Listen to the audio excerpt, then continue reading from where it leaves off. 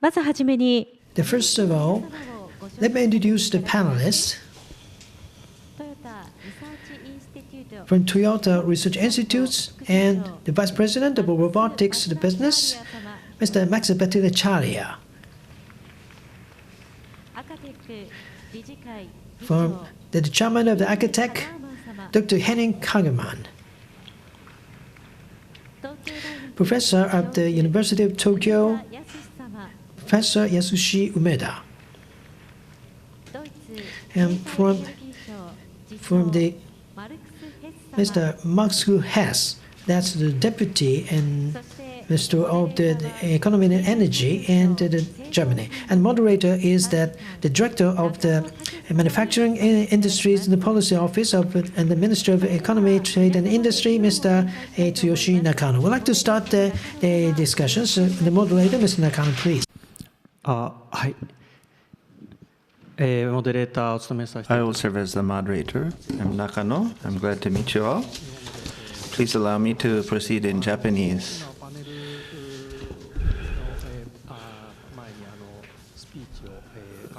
Each of our guests gave speeches before this panel discussion. We talked about human-machine interaction. That was a common topic to all of the talks. We'd like to have a human-human interaction from here on.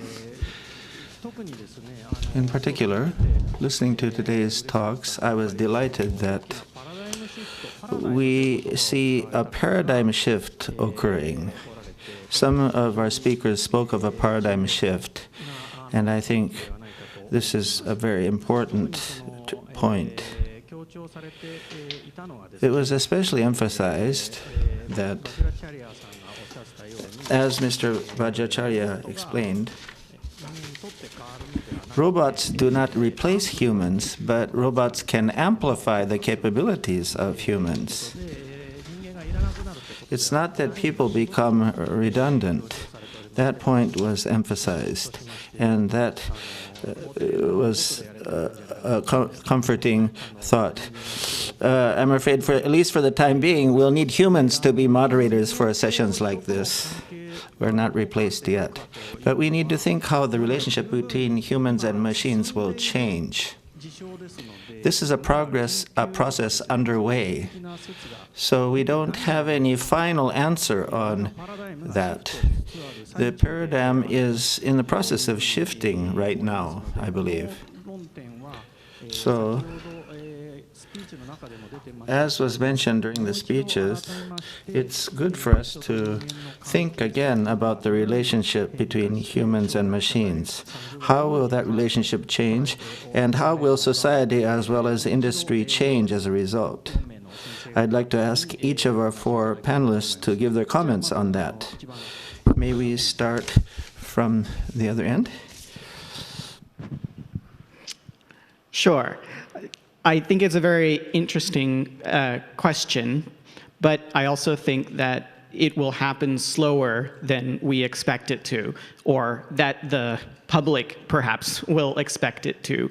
And so I think that we are several important breakthroughs away from robots truly changing the way that we think about society and people.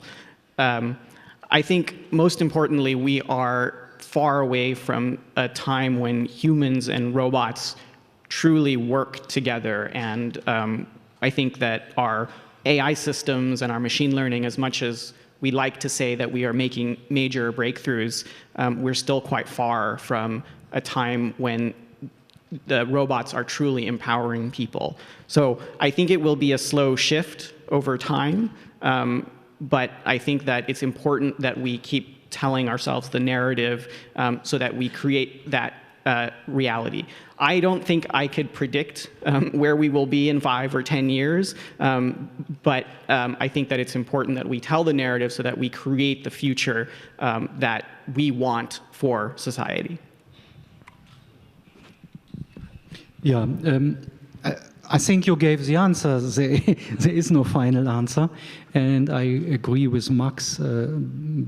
I was in software industry my entire life, and people ask me all the time, how is the future looking in 10 years? And I refuse to give an answer because I felt I'm able to, give it for 5 years, but not more. I made once the example, looking back what I said 10 years later, and I had to laugh loud because half was great and half was bullshit. Put it this way. So it was half-half, like statistics. So therefore, and that is the issue we have at hand at society. There are too many people who have emotions but no evidence. And these people try to tell us how the future really looks in 20 years. And that is the issue we have to fight, because these are the people telling these very, very negative stories of, let's say, thousands, millions, and billions of unemployed people, etc. They don't know. And therefore, I think our approach was, as I said earlier, that we agreed, and we had a team of 100 people from different areas. We had people very, very critical to these.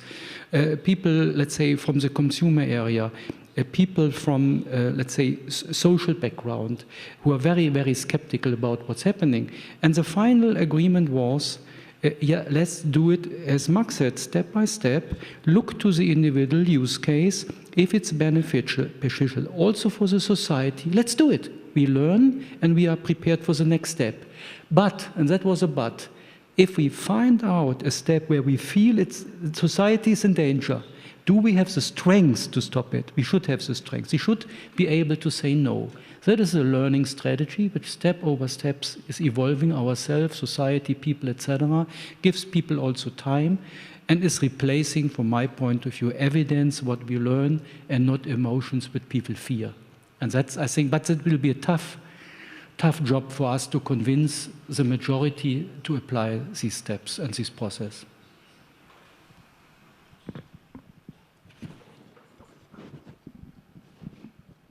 I will also speak in Japanese.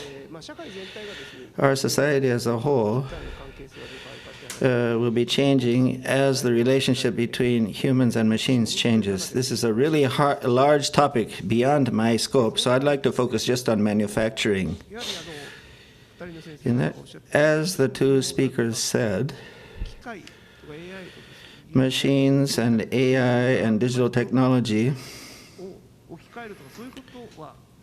will not be replacing people.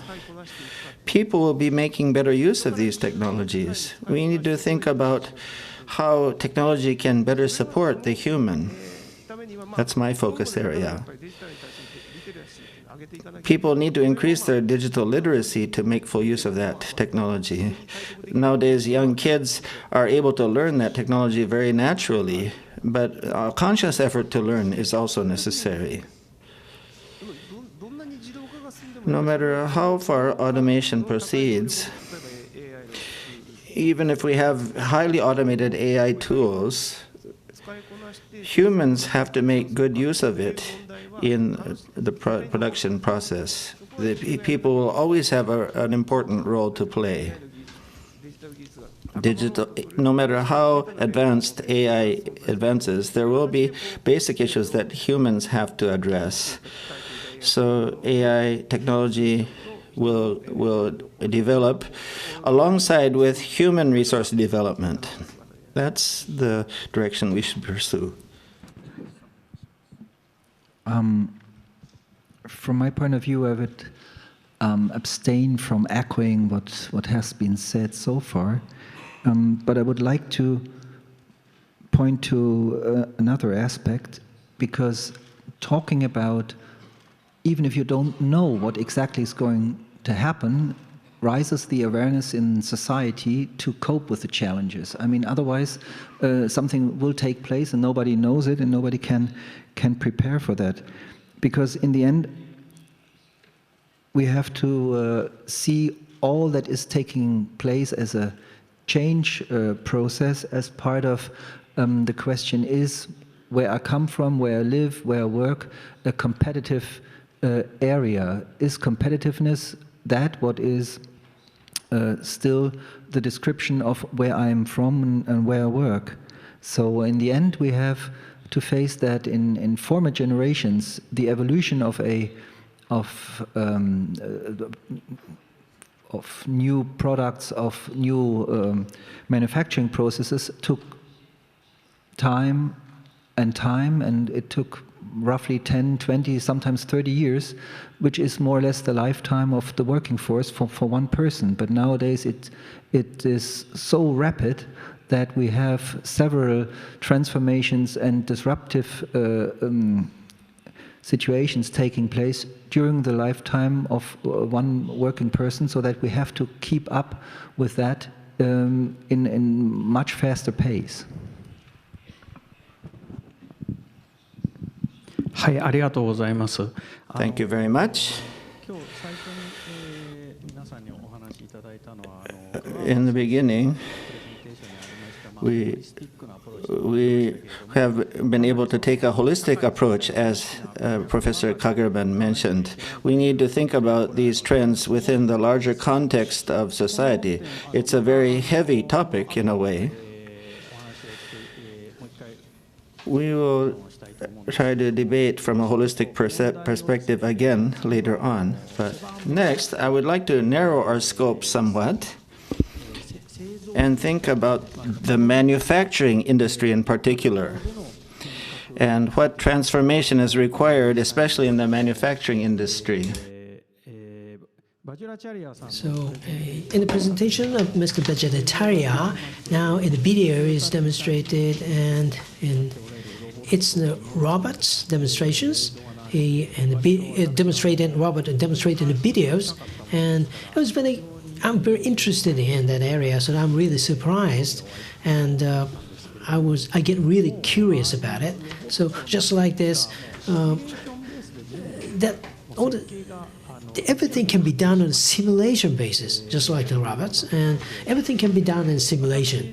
So I'm really a bit surprised to look at that. So when it comes to IoT or AI, and now we are only have been paying attention that how that AI or IoT would use it in actual manufacturing floor in the factory. But when it comes to that, when we can pay attention to that, now the design process also have been transformed like that, and everything is based on simulation. So this is that area we need to pay attention to. So in this context, when it comes to engineering, next topic is engineering. So when it comes to engineering, not only for the manufacturing, but also for the more broader definition of engineering, including the impacts on the society as a whole, not only for the manufacturing, and also for providing care for the elderly care, or the impact on daily lives, just like that Mr. Bhattacharya and explains. So that this engineering, not only for the manufacturing, but also for the more broader definitions, of including even in the daily lives and elderly care. So what's happened in the market is, now I think that they dramatically change the concept of engineering. So this is what I think. So Professor Umezawa mentioned exactly in the presentation, actually, that the approach and the methodology of engineering is the key. So also, we of the Ministry of Economy, Trade, Trade and Industry, that Ministry of Economy, Trade and Industry, the government also thinking about and pay attention to how the engineering will change. So if that's the concept of engineering and definition of engineering will change, we need to discuss about how that, for example, the required resources and engineers and will also change. This is, I'm really convinced, listening to these presentations. So that, and okay, from Mr. Bhattacharya, I would like to have your comments about this changing requirements on definition of engineering. Yeah, I think that there's an interesting analogy happening in the robotics field to the IT field. And an important thing that I think we're recognizing is that we're moving away from a paradigm where we program the robots and do system engineering, where we just assume that the robots will be programmed by a person, by an engineer. And we're shifting into a paradigm where data and teaching are becoming significantly more important and have to be considered in the systems engineering approach. That you may not just program the robot once and then deploy it and then change the line and then need to reprogram it again. But we're getting to a point where we can become much more data-driven, use the idea of flexible teaching, continuously changing lines and improving lines over time. And I can't say I know how to embrace those changes. What is the equivalent of data science and machine learning engineering for robots? I think that is that is the forefront. That is we're on the cusp of that happening. But I think that in the same way that the software industry has embraced machine learning and data science, the robotics industry will need to embrace similar ideas, but they are not specifically going to be the same ideas because robots are going to necessarily interact with the environment. There's going to be feedback loops. We can't rely on massive amounts of data, and so we're going to have to adapt the way that we engineer systems based on that. It's very hard to predict exactly how we will do that, but I think that is going to become a very important part of how we engineer future systems. Yeah, I would like to make 3 points. The first is your point, simulation. It's all about simulation. That was, by the way, also an idea in Industry 4.0. If you look to this discussion we have had at the beginning, the administration shell, the asset administration shell, joint collaboration between Japan and Germany, it's nothing else than moving all physical entities, being it humans, being it products, being it components, being it facilities, whatever, to the cyberspace. So once in the cyberspace, why are you doing it? The key point is simulation. Because now, I think you use IT capabilities to run through all the, let's say, possible situations, and you can share the knowledge you get immediately with partners, with customers, with suppliers. And what Mark said, you get a feedback loop, which is, I don't know, 100 times faster than in the past, which means innovation is accelerated in a big time. Yeah? That is a way, by the way, if you look to let's say, normal teaching via normal classroom and books, and these online courses we are seeing. What is the reason why online courses are so important? Because of the feedback loop. It's not alone why you can reach 10,000 people through a brilliant professor. That is one thing. But I think immediately you can ask questions, feedback comes back, and it takes in the past 5 to 10 years to have a good textbook, and now it might be you have a good textbook in half a year. It's the same, yeah?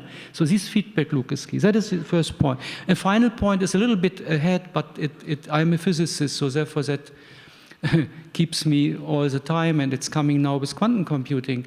If you look back where the idea came from Feynman, and you learn this as a physicist, is that he felt if you want to simulate real world, you have to apply, say, the laws of real world. And our today's IT is based on classical mechanics, let's say the information processing. So why not doing it on the laws of quantum mechanics? And in principle, he's right.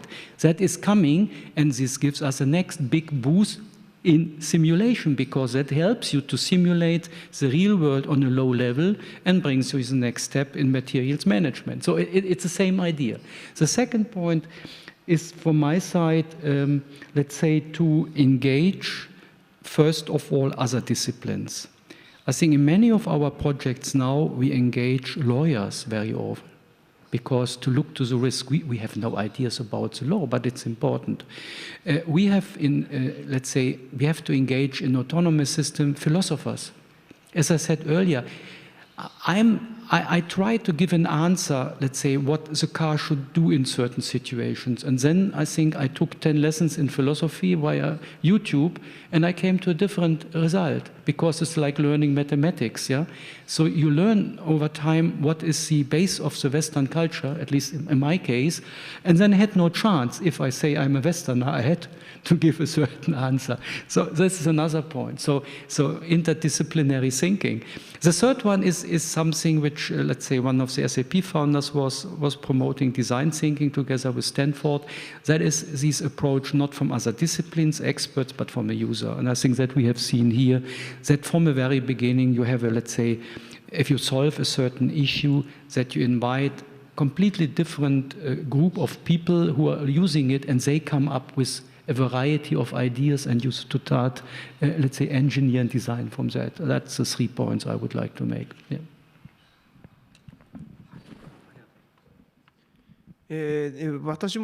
Okay, and also I have 3 points and as a comments. The number one is that when it comes to design, so this is the design, the process. We're going to come up with something that does not exist now in the present world. So that's why first we can simulate and the cyber world first.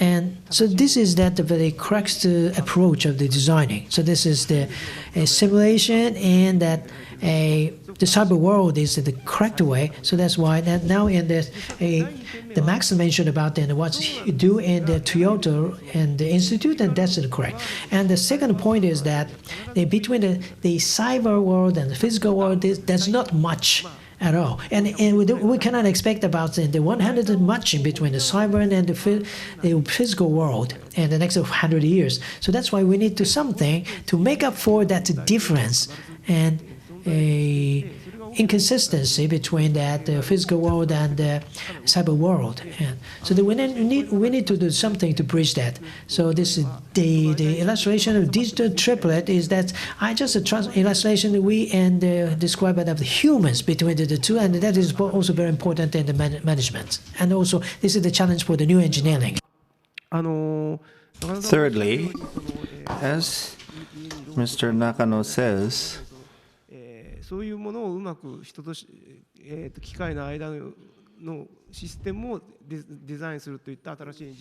need a new engineering that thinks better about the relationship between people and machines. This is a topic that has been discussed over the years. In the past, when we talked about engineering or technology, we focused on making materials that were very hard or cars that ran very fast. That tended to be the main focus of engineering.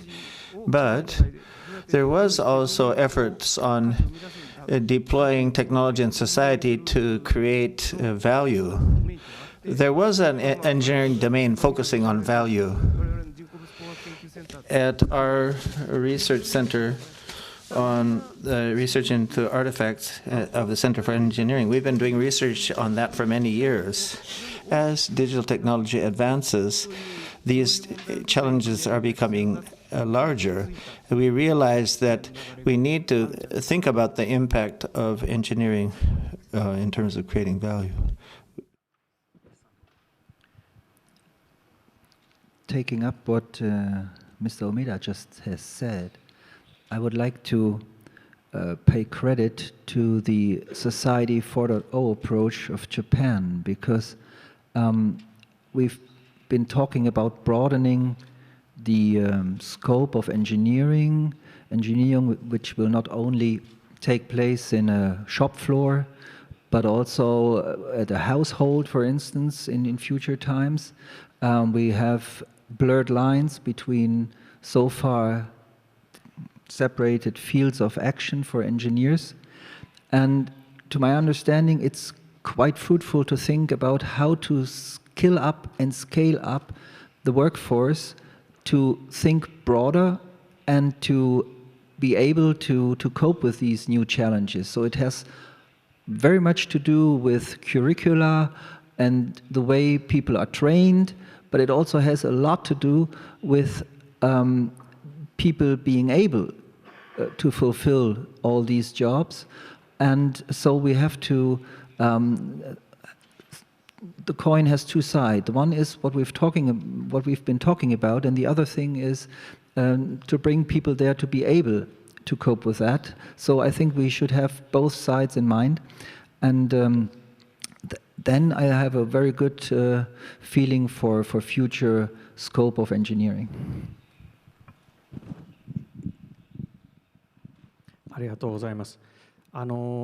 Thank you for your comment. Dr. Kagaman raised 3 points a while ago. He mentioned the need for interdisciplinary approach in particular. We're talking about disciplines, or specialized academic areas are referred to as disciplines. When we can apply that to the concept of divisions or departments in a company, or the siloed functions in a company. Getting different organizations to take an interdisciplinary approach is quite challenging. It's a challenge I face every day myself. How can we design our organizations better? On the other hand, it's no good to have, a bunch of lay people without expertise gathered together. We need experts from different disciplines to interact with each other. Before we think about human-machine interaction, we need to think about human-human interaction. And we haven't been able to think about that so well up to now, I think. I'd like to ask Mr. Bhattacharya in particular about this.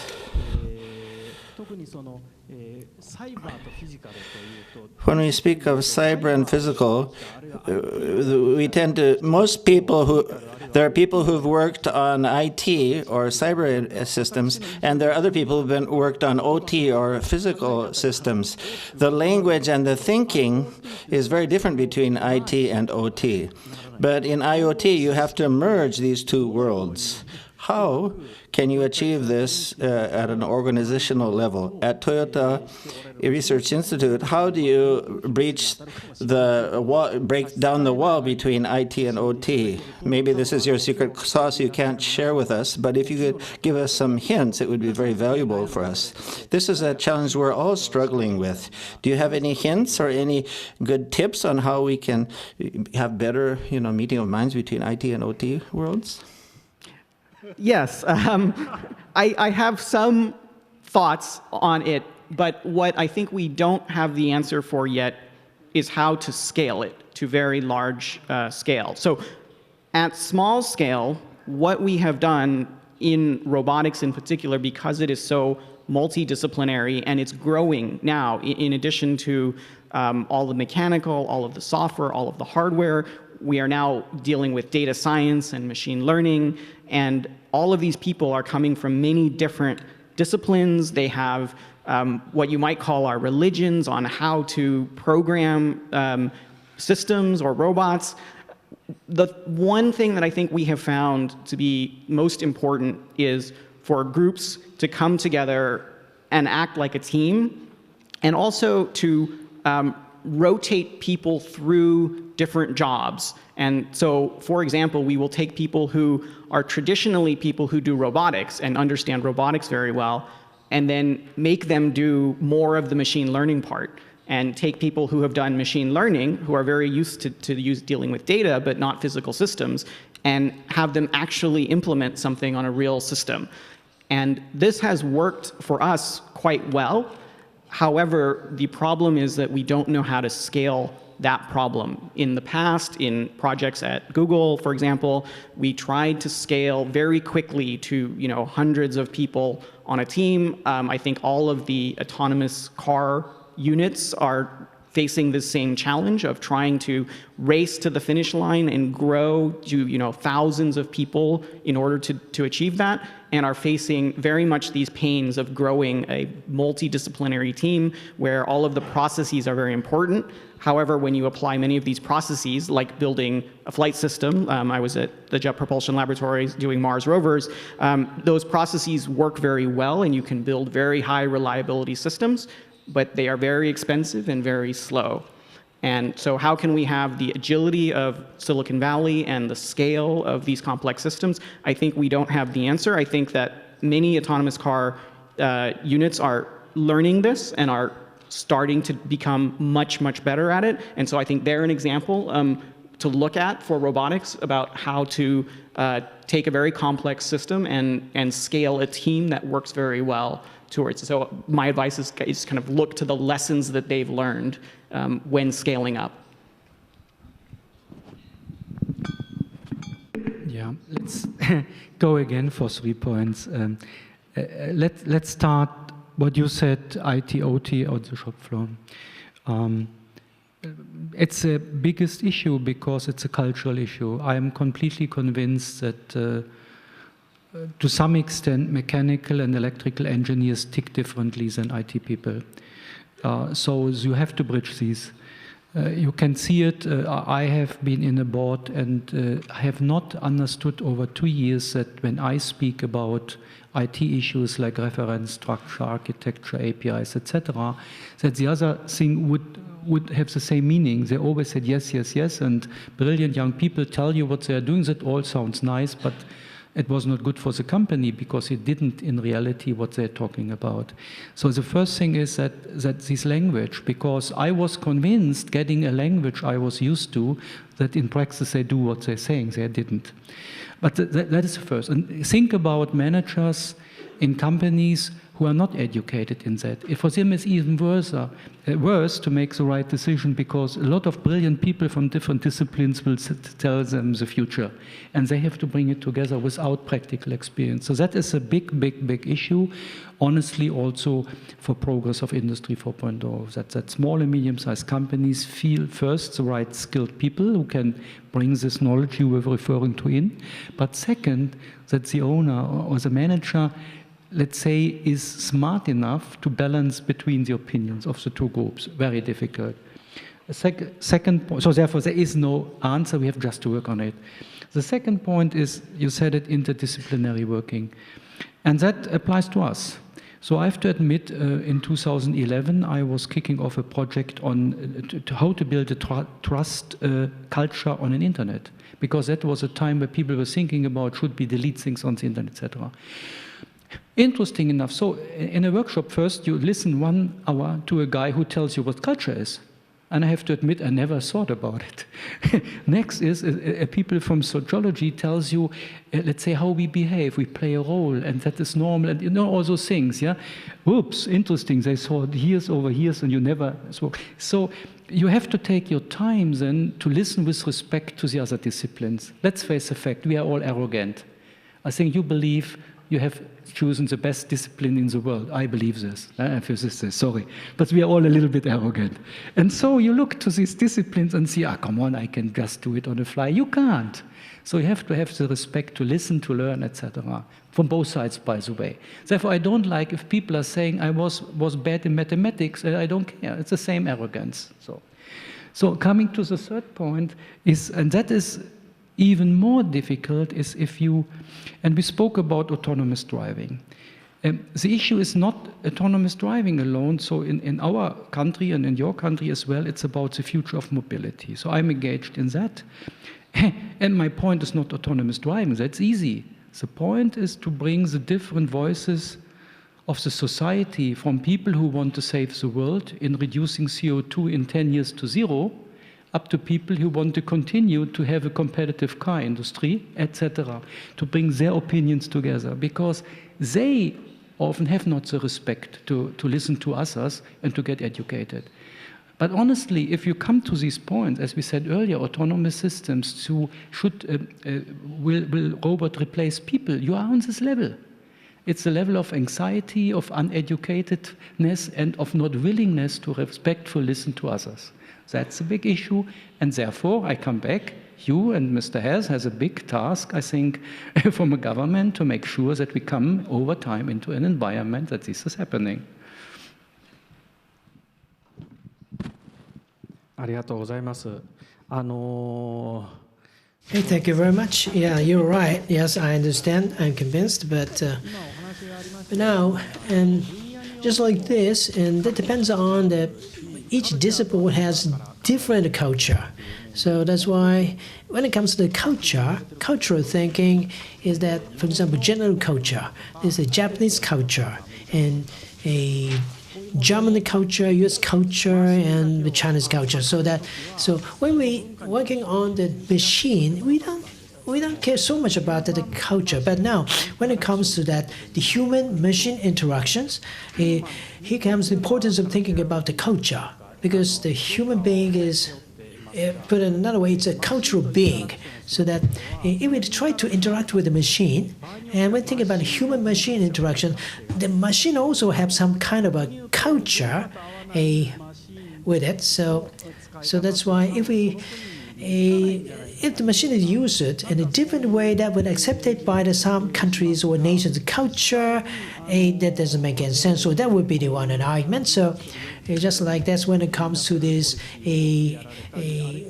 industrial 4.0 or industrial policies, or for all those now you're engaged in this specific project, and all these all the people have just work and talking with your students or the workers, or also all of you in the audience have some kind of a experience of doing that in communication. So you all have the first-hand experience of difference in the culture.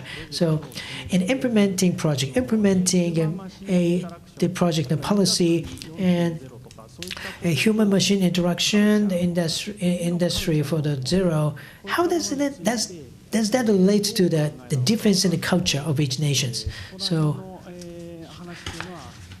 So this topic would be also with just like the other topics. It's not conclusive arguments, so we don't have any conclusion about it. We have to keep thinking and discussing about it. But when it comes to this issue of culture, and when you think about the digitalization, Industry 4.0, this will be the culture will hamper the progress of it, or promote it, or both, and how it should be. So this is the very last topic of the sessions. So I'd like to start from the left-hand side, and Hassan, please. And do you have any idea about this topic? I feel tempted to comment on the arrogance of disciplines. For being a lawyer, I could add something to that, but I should focus on the government's work. What we realize is, in essence, what has been said with this interdisciplinary work. Every discipline involved is filled with expertise from that very discipline. But for us as a government, we have no technical expertise. But we want to have the success of the economy, of the respective companies, of everybody involved. So we try to look a little bit behind the scenes, and then you realize that sometimes you can do a lot with nudging people. So we try to finance competence centers that build up a network, that work together with each other to improve knowledge, to improve expertise, to skill up people, to think out of the box. And all of these things happen all over the country, but not systematically. And we think that coping with these challenges might require all the expertise we can get. And to this end, we try to bring together the experts from all strands of action to exchange and come to conclusions that bring the entirety of it to the next level. And I think this is the job of a government, and we try to do that. Thank you. Yeah, this is a very difficult topic to discuss, but I think that when you think about the architecture for a digital manufacturing system, and we need to think about the division of the role between the machine and the humans. Here comes a lot of the cultural elements.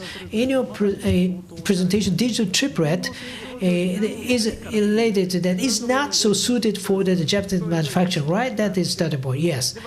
The one, but people in Germany have demonstrated that importance of the industry 4.0, 4.0, that is that the future vision. So that's why, and we can discuss, and we share the concept of industry 4.0 with discussing with each other. This concept can serve as a catalyst for having a further discussion between Japan and Germany. And it was a really good opportunity for us to think deeper. So sometimes we could be aware of something we did not know or did not recognize. So that's why, and we make a very good comparison between the cultural comparison between Japan and Germany. So I think that the Industry 4.0 served as that driving force of having that further discussions. But at the same time, so this is and the manufacturing system and education system, and we now combine together for as in this concept of Industry 4.0, and we think that we should learn a lot about this. And so I think that's very important also for Japan to implement. 加賀間先生いかがでしょうか。 Dr. Kagaman? Yeah, I was just thinking about it. I guess it starts if you have different jobs in a ministry or in an enterprise. If I look back, coming from science background, I think you bring a culture of mostly you want to challenge yourself. Is this right what you're saying? You look for insight, etc. You are not so much a shaper. I think if you go more for engineering, you are more a shaper. You shape your future. You are not so much interested in insight. If you run a big sales department, it's all about winning. And so if you run such a department, I think you have to learn and get into the culture of the people, otherwise you can't lead them. So it starts already there, different cultures. But it doesn't mean that it's wrong. I think that there are differences make sense, there are different incentives, different directions. It's more important to understand and to bring them not too much into conflict. There is some internal competition, which is always good, because as Mr. Hess said, it drives innovation. Coming to, let's say, the cultural point, that is an important one, because if we want to create in the future products which we want to export, and Japan and Germany are big exporting countries or nations, then if that should be a kind of a global product, I think the human-machine interface and other capabilities should to some extent easily be localized to other markets, put it this way, easily localized. Software also you have to look, but not from scratch alone. So therefore, understanding early enough the differences, in particular for this field, listen, whatever, bring experts in, etc., is important also for the future design, what you asked earlier. And yeah, that means at the end of the day that you need people who lived in this culture, that you let them participate. I think sometimes it takes just too long and to get acquainted yourself to a different culture. But why not, as we said, with interdisciplinary people, why not having intercultural teams, let's say, bringing their aspects, and then over time, I think, develop something which is 70–80% agreeable, and we respect the other 20%. Hopefully. I think you said something very insightful in the question that made me reflect that as a robotics engineer for a long time, I never thought about cultural differences. I just wanted to make the robot do the job that the robot was meant to do. And only when we started thinking about putting robots into homes and empowering people in their homes, assisting people in their homes, as part of a global company of Toyota, did we recognize that there are very sort of fundamentally different ways that people in Japan versus people in the US versus people in Europe think about robotics, and robotics broadly, including privacy and data and how do helpful things assist you versus physical things in your home. Are they acceptable? Are they not acceptable? And we learn that there are very different views, and that some cultures are significantly more interested, excited, accommodating, and others are more scared, frightful of them. And the public narrative seems to match these views. And then thinking further, you think about, well, does that also extend into industrial automation and the service industry and all of the other industries? And almost certainly the answer must be true, that it does. And so we have been recently reflecting a lot more on how can we embrace these cultural differences and build a global team that has all of these views, incorporate that diversity, and then adapt what we're doing for all of the different cultures. And when you put that mindset on, it makes the acceptance of what you're doing in all of the cultures seems to be much easier to gain traction. And so we've been optimistic about that, understanding the cultural differences, embracing them, and the diversity actually makes you a lot stronger and makes you build a much better product in the end. ありがとうございます。あと残りわずかの時間なんです。Thank you. We only have very limited time left. We discussed about the paradigm change in the beginning. Most of our speakers said we don't have a clear answer to that question. But listening to what everyone says, I agree there is no definitive answer. But I think we have been heading in a similar direction. I think I see a lot of similarities in how we view these challenges. We shouldn't be overly optimistic or pessimistic or be driven by our emotions. It's important for us to address each challenge and make each project a success. If we do that, little by little, the answer will become self-evident, I think. As a final wrap-up,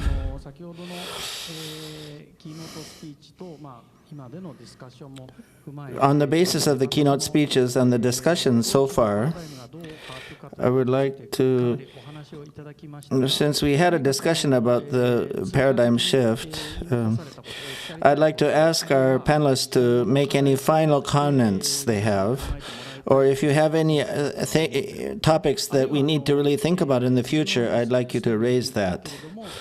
Or if there is any point that you had mentioned, but you would especially like to emphasize, we would appreciate your final comment on that. I'd like one comment from each of you.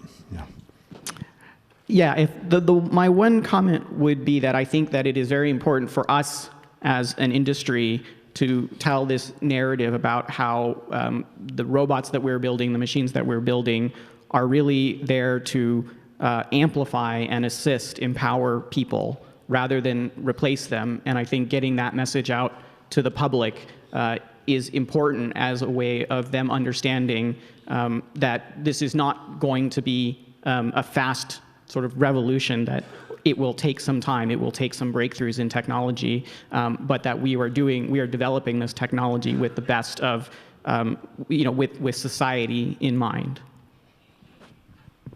Yeah, I think we have started with a good collaboration between Japan and Germany. I think we should continue, and we should have in mind that this is not restricted to technical standards and those questions only. I think we have seen in the last time that this goes far beyond. It takes time, I think, in mutual cooperation, in projects, etc., to understand the mental model of the other one, etc., and we should take this time and should give it, let's say, a good effort from the government that people have this time and go forward, and not, let's say, building barriers and say, this is an area you shouldn't discuss or whatever. A little bit openness and pushing that people go beyond the pure technical stuff. Yeah.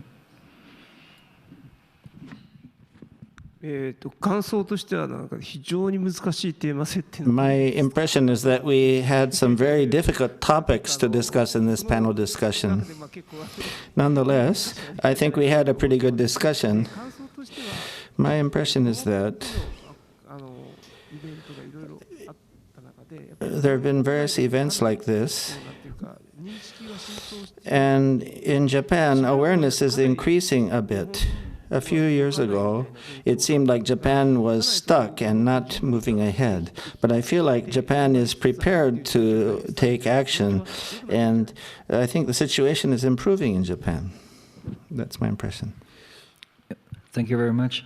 I think those both aspects are vital. The constant exchange and to communicate the progress that has been made, because that has a self-referencing aspect to improve the discussion, the bilateral or multilateral understanding for cultural differences, which have a huge impact of understanding of words. If you mean amplify, what is that? What is assistance? Yeah. So, but the constant exchange about that and the communication of perhaps common understanding of the same what's going on, that is extremely helpful, and that is what we are trying to pursue all the time. Thank you.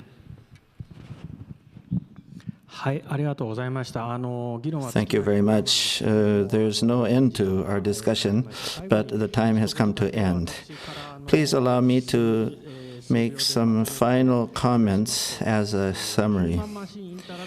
Human-machine interaction was the topic, and digitalization was the topic to launch our discussion. But the common topic or common challenge that came up in our discussion seemed to focused on actually human-human interaction. It seems like human-human interaction is most important. It's interesting that we reached that sort of a conclusion. Our participants today perhaps felt the same way. This symposium is an effort to promote human-human interaction, we believe. I wonder what your impressions were. The time has come to conclude this panel discussion. Thank you, everyone, for your participation. Mr. Nakano, the moderator, and the panelists, we thank you very much for your contribution. Let's give them a warm round of applause.